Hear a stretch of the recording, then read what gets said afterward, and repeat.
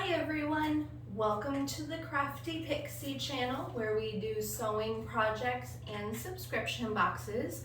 I am Bee. Whether you are new or old to this channel, thank you so much for stopping by. It is wonderful to have you. How is everybody doing?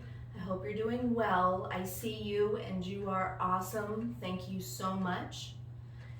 In today's video, I've got something a little different. Every year we buy ornaments for our Christmas tree and our Halloween tree. Well, this year I decided to do something a little bit more creative and make them. So what I did is I bought this little kit from Amazon. It's a cross stitch kit. It's a counted cross stitch, and it's got everything that you need to make 4 designs that are included in this little package. And I actually really enjoyed it. This is the first time that I've done a counted cross stitch. I usually do stamped, and I haven't done it in a really long time, and it was really nice to sit and be able to do that while we start watching our spooky movies for the season. But what I decided to do is I decided to make ornaments. You can do this with any counted cross stitch or any stamped cross stitch or anything like that that is small. So these are the 2 that I've made so far. They're little squares. You can make them whatever shape you want. I think the Ada that comes in the pack, I think it's 4 inches by 4 inches. So you can make it hearts, you can make a triangle, you can make a diamond, you know, whatever you want to do. So you simply do the cross stitch and attach it to a piece of backing. Very simple. The most time consuming part was the actual cross stitching. Putting the ornament together was not difficult at all. You can stuff these to make them you know, more 3-dimensional if you want. You can leave them flat like I did. It's very versatile in what you're looking to do. It's got, you know, little hangers and everything on there. It's a great project, you know, especially if you've got the smaller, like Christmas or, you know, first Christmas together, or baby's first Christmas, or whatever. This is a great personalized thing that you can do. And if for any reason you needed to wash it, you can throw it in the washer and you'll be good to go. So it's super easy, super fun. I'm going to show you how I did it. I'm not going to show you like the cross stitching, because that's a whole different type of channel that I'm not going to do. But it's great. If you haven't already, please hit the subscribe button down below and in the notification bell so you know when I upload every week. Leave a comment in the comment section, especially if you are a new subscriber. I would love to hear from you. The comments really help me know that you guys are enjoying what I'm doing, so please feel free to comment and give the video a thumbs up. That helps me know as well that you like what I am doing, and you know, you definitely want to see more of it. So without any further ado, let's get to materials and escape for a while. For this project, you're just going to need a few items. The first item you're going to need is some kind of cross-stitching kit or embroidery kit. I got this off of Amazon. I'll have a link in the description below for you. It comes with everything that you need and 4 designs. You're going to need, of course, the finished design you're choosing. You're going to need fabric, a ruler, a turning tool, a marking tool, either ribbon or string or elastic, something to hang it with, clips or pins, scissors, coordinating thread, sewing machine, iron, and stuff like that. On the back of the finished piece, I did put SF 101 on the back. I didn't have, white fabric to attach to the back, so you don't see your backing fabric coming through the front because of the little holes. So I just covered it with SF 101. You don't have to if you don't want to. So let's get started. First thing I'm going to do is I'm gonna just trim up the sides. What I did is when I stitched this, I tried to stitch it as close to the center like you're supposed to as possible. So what I'm gonna do now is I'm just going to cut this down to, just take 1/4 inch off of all of the sides. I have a pretty big tree, so this isn't going to look huge on my tree.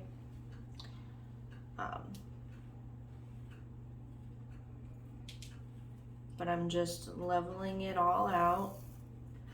1/4 inch on all of the sides. The seam allowance for this will be 1/4 inch as well, until you get to the top stitching, of course.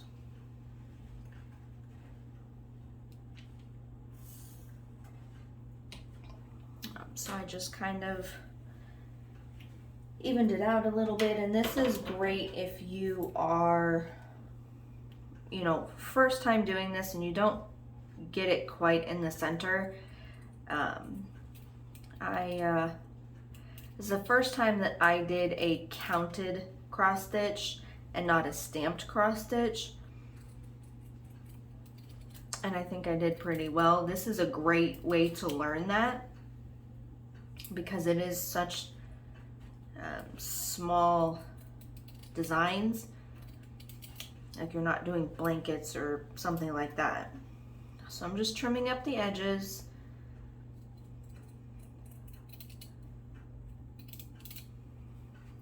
Okay, now you can do designs. You can turn these into hearts, into diamonds, whatever you wanted to do. It doesn't have to be a square. And then you just take a piece of scrap fabric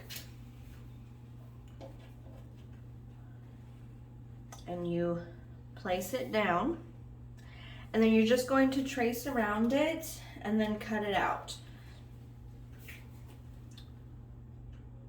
This doesn't have to be perfect. It's okay if it's a little bit off, because you will be sewing this.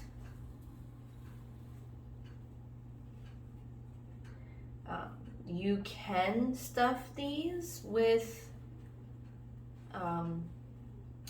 like the stuffing, like the stuffing I used when I did the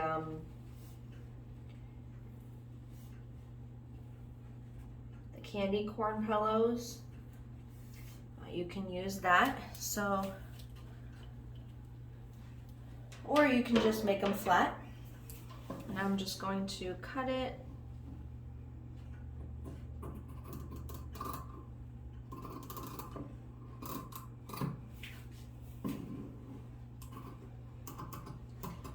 And this is just a fat quarter that I picked up from Walmart last year.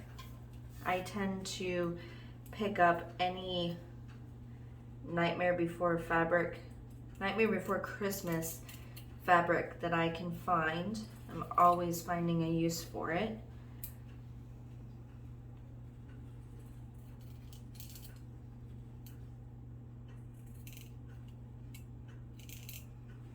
And you can do this with any thing. It doesn't have to be, this could be for Christmas, this could be, a baby's first Christmas or our first Christmas or anything like that. All right, so now we got that. We're gonna lay your cross-stitched piece facing up, and then the cut piece right side facing down. And we're going to take, I'm just using some extra embroidery thread that came with the package. There is definitely enough thread to do this with. There will definitely be some left over. Try to center it as best you can. It doesn't have to be perfect. Leave a little bit of tail exposed. It's going to give you a little bit more stability. That's the first piece that I'm going to clip right there. You're going to want to leave an opening. It can be, you know, an inch or so, right down at the bottom, so that you'll be able to turn everything right side out. Okay, take this over to the sewing machine, and with a 1/4 of an inch seam allowance, we're going to backstitch really well at the beginning and at the end, and across your loop. So just come all the way around and then finish, and then we're going to cut the corners and turn everything right side out. So I'm going to go do that, and I will be right back. With that done, this is what you are looking at. I went ahead and did these 3 corners, but basically what you're going to do is you're going to clip the corner. Do not clip the stitches. Get close, but not enough to cause any damage. Leave the tail of your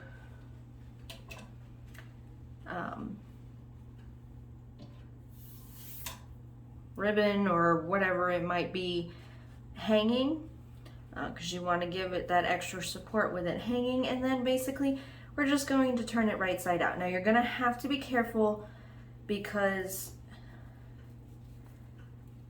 the Ada, or what you put the cross stitch on, is very difficult anyway. And this is a little hole, so you really don't want to rip your stitches or anything like that, or the fabric. That would be, have to start it all over again.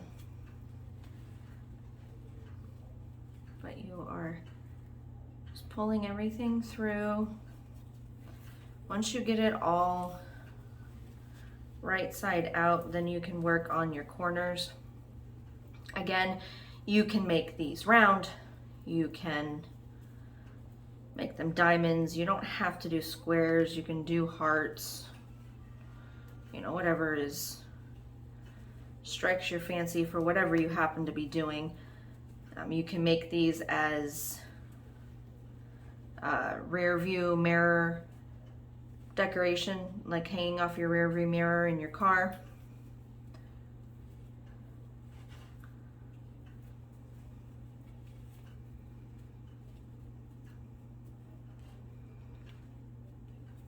Pull it out. You want to make your edges or your corners, I should say, as squared as possible. That's where your turning tool will come in handy, or chopsticks or anything like that. Okay. See? Isn't that cute? You can do this for anybody. Then you can just take your turning tool. Make sure you do not poke through the fabric. Just get everything as squared as you can.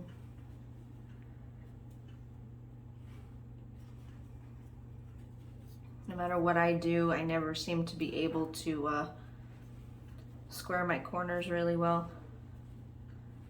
Do not pierce through any of the fabric. Not be a good thing. I have done that. All right, so there you go. You're gonna go over to this iron, fold this in, even it out, go to the iron, give it a good press so that this stays in place, because this Aida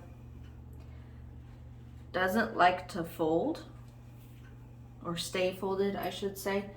So just give it a good press before you clip it and take it to the sewing machine. And then for this part, you're going to top stitch all around the edges. You know, make sure you back stitch at the beginning and at the end. If you are worried about not having great top stitching lines, you can always use the color thread, you know, on the top through the needle that matches the Aida, so white, and then you can use what you've been using for the bobbin on the bottom. You can definitely do that, but you want to make sure that it is nice and secure that way. Or if you want, you can of course blind stitch the bottom. That is entirely up to you. Okay, so I'm going to go iron this and top stitch, and I will be right back. All right, with the top stitching done, I went ahead and gave it a good press. The one thing that I do notice is when you top stitch the Aida, the stitching looks kind of weird. So if you wanted to come through with your embroidery floss and, you know, do like a nice little back stitch all the way around the edge, like right on top of what you did, it would be really, really cute. But that's the first one or second one I did. This is the first one that I did when I tried it out.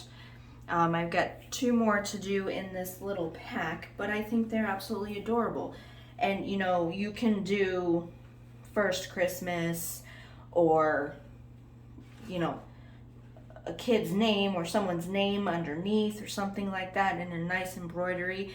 These are great gift ideas, you know, for the holidays or birthdays, or, you know, someone's moving out or getting married or something like that. So this is wonderful. I really, really love these. I hope you guys enjoyed this. I know it was really quick, but these don't take any time whatsoever to do. The most time consuming part is actually doing the cross stitch itself, but it is very relaxing, and you can spend some time with the family while you're doing it, so it's great. Don't forget to hit the subscribe button and the notification bell. Leave a comment in the comment section and give the video a thumbs up. Until next time, see ya!